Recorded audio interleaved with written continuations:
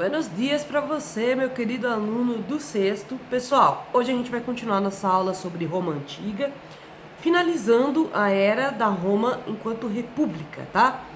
Porque vale lembrar que Roma, apesar de ter começado com uma ação militarista, né, e bastante conservadora das aristocracias, tanto de Roma, da região de Roma, como da Macedônia, a gente tem que lembrar também que Roma tinha conflitos sociais muito grandes internos, ocasionados pelas desigualdades sociais criadas dentro do Império Romano, e também havia uma questão sobre a terra, né? Lembrando que durante a história antiga, meu querido aluno, a terra vai ser uma questão de riqueza, tá? Se hoje em dia ter dinheiro é ter milhares e milhares e milhares no banco, né? A ponto da pessoa que é muito rica não poder tirar esse dinheiro físico do banco, senão ela falha o banco. Então, a pessoa que é milionária, os famosos super ricos, né? Principalmente aqui no Brasil, onde ainda é permitido esse tipo de acúmulo de riqueza, né? Porque vale lembrar que em alguns países acumular riqueza a ponto de existir um super rico não pode, né? É proibido até por lei. Aqui no Brasil a gente tem um caso muito grave de geração de pobreza e ao mesmo tempo geração de super acúmulo de riquezas, né? Não era diferente lá em Roma, como vocês podem ver. Os patrícios queriam acumular milhares de hectares só para eles, de terras para poder produzir, com mão de obra escravizada. Vocês vão entender o que é o escravo, afinal de contas, tá? Então, lembrando assim, só para vocês terem uma ideia, cada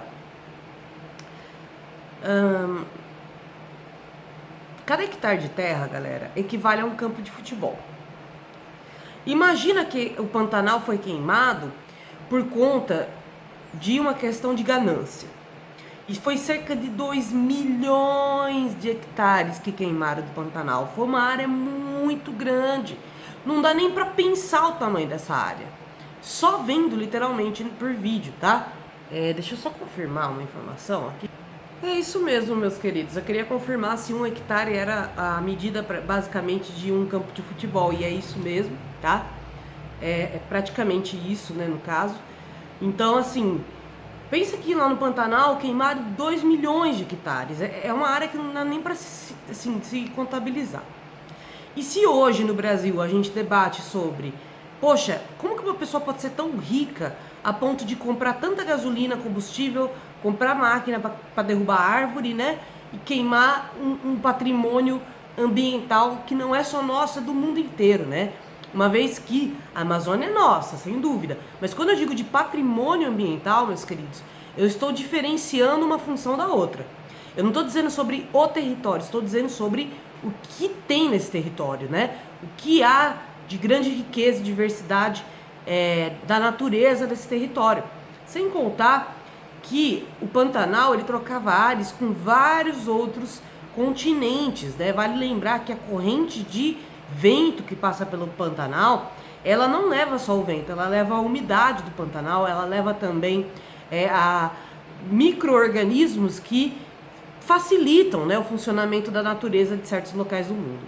Infelizmente, assim como o Pantanal está tendendo, né, e se a gente não acordar para isso, ele vai simplesmente desaparecer e desertificar.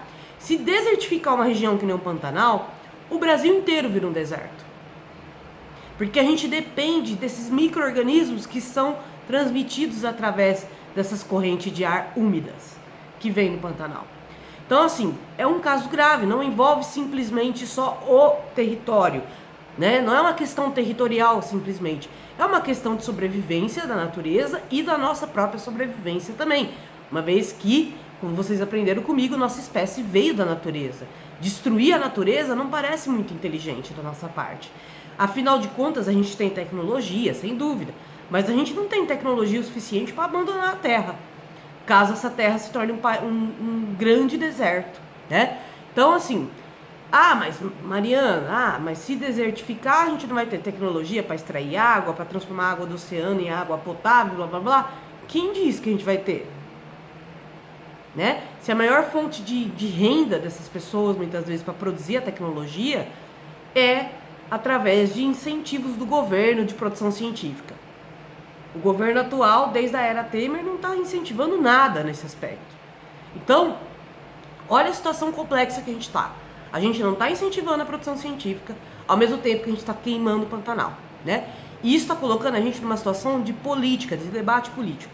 Por que eu estou falando disso? Porque lá na Roma Antiga acontecia a mesma coisa. Só que em vez de envolver uma questão ambiental, envolvia-se uma questão de território, né? Como o Império Romano, apesar de ser muito grande, era limitado, previa-se que pelo menos algumas áreas deveriam ser preservadas para os plebeus, né?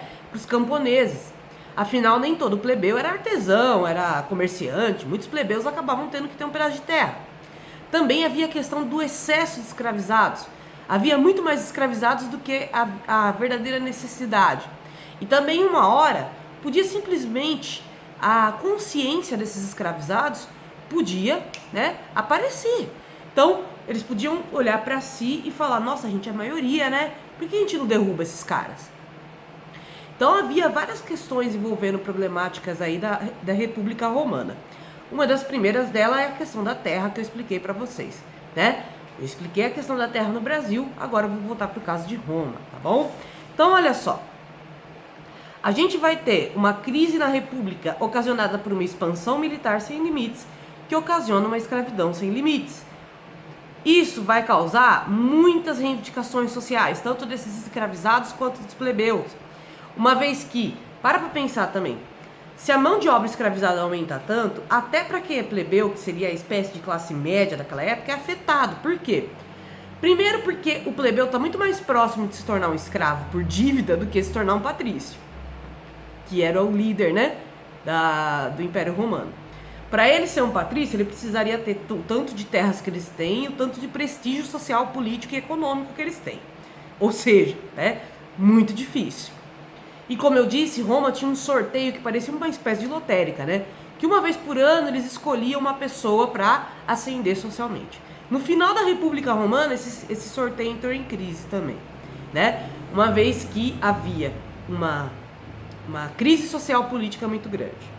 E essa crise social política se dá, a origem dela é a desigualdade, tá? E que, de certa maneira, afeta todos os grupos da sociedade, exceto o grupo dominante que causava essa desigualdade, que é os patrícios, né? Então, o Tibério e o Caio Graco foram grandes senadores da República Romana, viveram aí por volta do século II a.C., e eles deram como solução para esses problemas sobre a terra de Roma, uma solução como a reforma agrária, né? Eles falaram assim, olha, se a gente pegar e diminuir o pedaço de terra dos patrícios, a gente não vai tirar os pedaços de terra deles, a gente só vai diminuir um pouco, porque é absurdamente grande, né? Os patrícios tinham pedaços de terra que eram praticamente países inteiros, né? Eu não estou exagerando, era uma coisa muito absurda mesmo para a época. Então eles vão falar, meu, pra que o cara tem um pedaço de terra tão grande? Vamos dividir. A gente corta aí 1/3 da terra dele, dá para dividir com pelo menos aí umas 15, 14 famílias, né? Vamos fazer uma reforma agrária, porque aí vai gerar mais produtos, vai gerar mais produção, os plebeus param de reclamar, a escravidão por dívidas diminui, então a gente não vai acabar se tornando um grande império de escravizados, né? E resolve o problema econômico e resolve o problema do abastecimento. Havia um problema de abastecimento de alimentos, tá? Olha só que coisa louca. Assim como no Brasil, Roma também tinha um problema muito grave de grandes extensões de terra, mas pouca alimentação. E aí você se pergunta, caraca, como que um grande fazendeiro com uma grande extensão de terra não produz alimento? Muito simples, meus queridos. Por mais que ele produzia, muitas vezes ele vendia para regiões muito distantes de Roma, né? Ou as regiões menos centrais do Império Romano. Pois eles sabiam que ia ser mais caro, né? Quanto mais distante, mais caro eles podiam cobrar da venda desses produtos. Outro fator é que naquela época haviam muitas crises cíclicas da agricultura baseada em grandes tempestades. Então, um inverno muito rigoroso ou uma chuva muito forte podia causar estragos econômicos e políticos, uma vez que iria acabar destruindo as plantações, né? Então havia uma crise muito grave em Roma do abastecimento do trigo, que é o alimento para fazer pão, né, galera? É o alimento básico para se produzir a farinha de trigo, né? Então, farinha de trigo se produz tudo, né? Não só pão, para produzir torta, para produzir, enfim, né? Várias outras coisas. quase tudo vai farinha, né? É incrível, tanto que quando você vai fazer uma dieta, por exemplo, que você tira a farinha, né, de trigo da sua dieta, aí que você vê o quanto tem, assim, absurdamente farinha em tudo, né? Só não tem no arroz e no feijão, literalmente, porque de resto, macarrão, pão, torta, bolo, todas essas coisinhas vai farinha de trigo, né? Então é um alimento básico aí da alimentação dos romanos, lembrando que os romanos também se alimentavam muito de pão, né? O famoso aí pãozinho. O famoso pão italiano que a galera faz até hoje, eu não sei te dizer exatamente se é parecido com o que eles comiam, mas realmente o pão que eles comiam não era aquele pãozinho francês que a gente costuma comprar, era um pão grande que você ia fatiando ele e comendo ao longo do dia. Estima-se que a maioria das pessoas viviam desses pães, né? Então, literalmente o lanchinho do dia era o pão, aí a janta era uma sopa com pão, né? E acho que os alimentos, se eu não me engano, que os romanos mais consumiam, além do vinho, porque a falta de abastecimento de água em algumas regiões fazia com que os italianos consumissem ali muito vinho na região de Roma. Aliás, não só os italianos, né, os romanos de maneira geral. Vale lembrar que acho que o alimento mais consumido é o trigo, por conta do pão, o vinho, né, e aí tem essa produção de uva muito grande, e o azeite de oliva, pois é, porque ele ajuda a preservar os grãos e ele também ajuda a temperar as comidas, tá? E também era base aí para fazer misturas, para fazer pão, essas coisas assim, tá? Então, literalmente, pessoal, havia uma crise de abastecimento do trigo e o Caio e o Tibério perceberam que podiam resolver essa crise através de uma reforma agrária. O que foi, obviamente, violentamente reprovado pelas aristocracias patrícias, né? Eles foram contra, óbvio, eles não querem dividir. Isso é uma coisa histórica também. Nenhuma elite vai dividir o seu território por livre e espontânea vontade. Se o que aconteceu no Pantanal causou muita indignação na gente, a gente tem que pensar também que isso não aconteceria se houvesse uma reforma agrária no Brasil. Agora, essa reforma agrária vai vir de mão beijada pra gente? Gente, claro que não. Assim como para os romanos também não veio. Eles precisaram criar muita luta social. E como esses camponeses faziam luta social, esses escravizados? Eles queimavam a produção como forma de protesto. Afinal de contas, como a produção no campo é uma produção lenta e gradativa, não tinha como eles simplesmente deixarem de plantar se já estava plantadas as coisas. Então uma solução era queimar a produção, certo? E eles começaram a fazer outras formas de rebelião, como greve.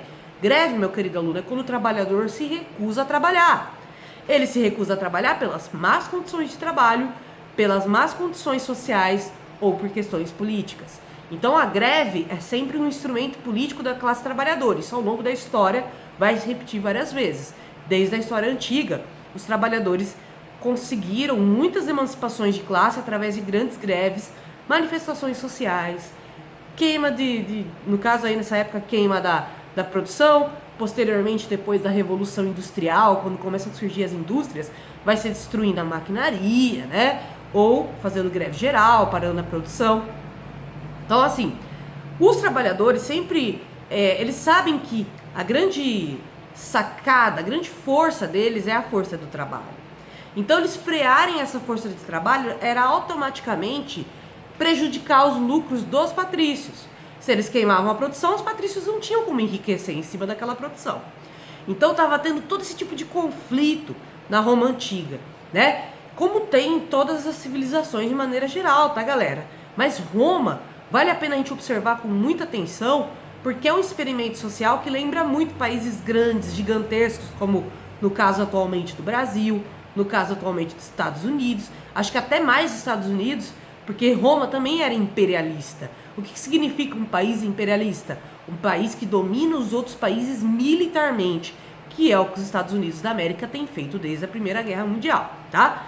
Então, se eu fosse fazer um paralelo com a atualidade, eu compararia Roma com os Estados Unidos da América, tá? Uma coisa, eu tô na página 187, tá, meus queridos? Eu vou começar a leitura aí da escravidão romana. A leitura não, é mais uma explicação, tá? A escravidão romana, ela partia do princípio que o escravizado era uma coisa. Então, o escravizado sendo uma coisa, ele virou objeto de quem compra ele ou de quem ele deve, né? Sendo assim, o cara que se torna proprietário do escravo ou a mulher, ele podia fazer qualquer coisa com esse escravizado. Ele podia tirar a vida dele se ele quisesse.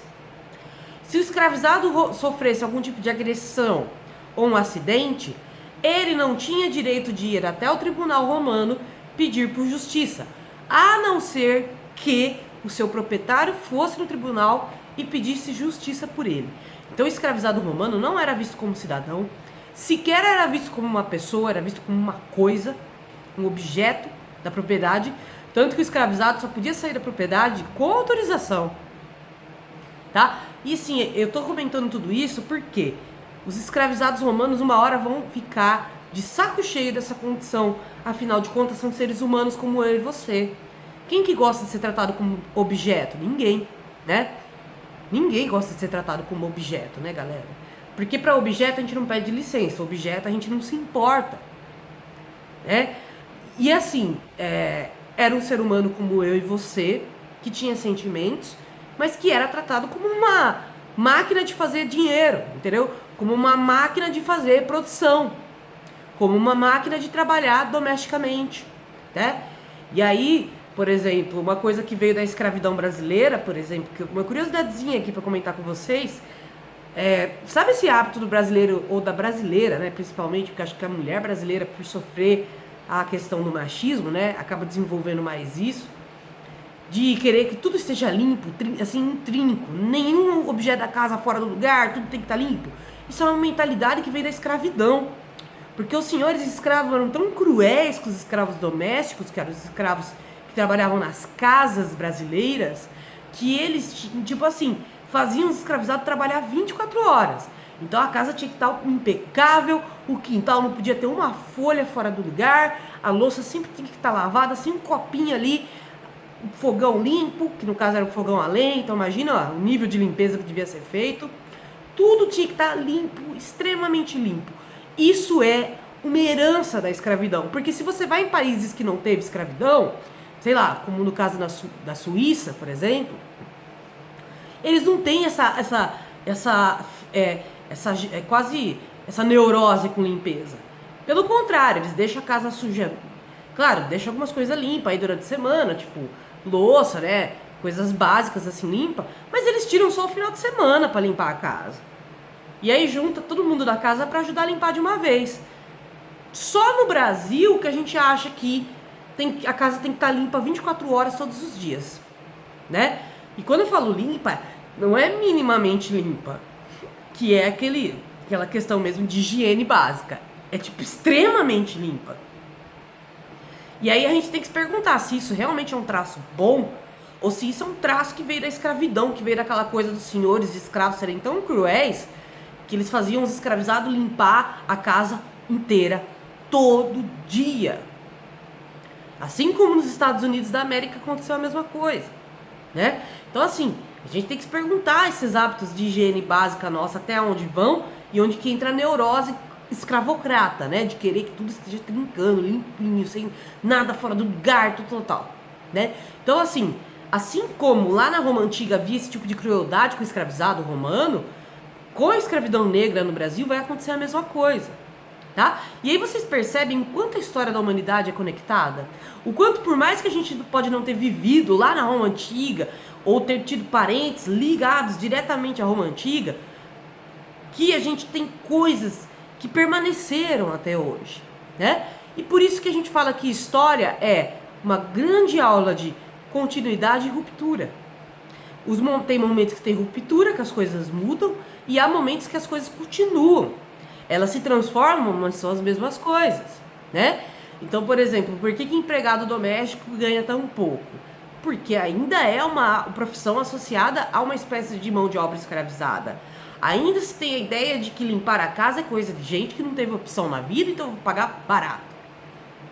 Assim como era para o escravizado limpar a casa na Roma Antiga, no Brasil colonial, né? Então, assim, a falta de valorização de determinados tipos de mão de obra liga-se diretamente com a história do trabalho e a história desses trabalhadores, tá? Então, os escravizados, por que a gente tem que entender como era a escravidão antiga?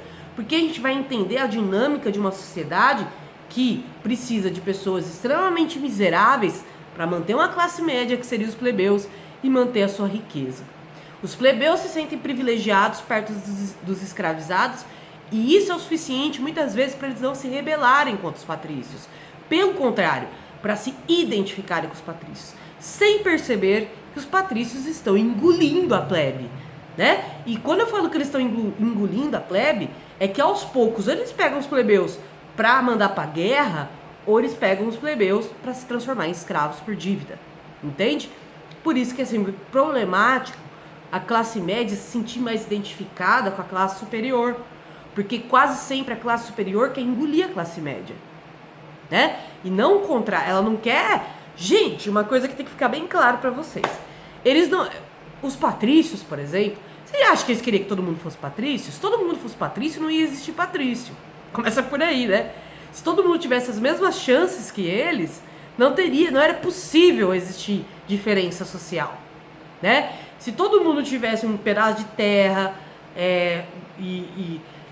vamos começar. Se todo mundo tivesse pedaço de terra, não ia ter escravo e não ia ter plebeu. Automaticamente não ia ter patrício.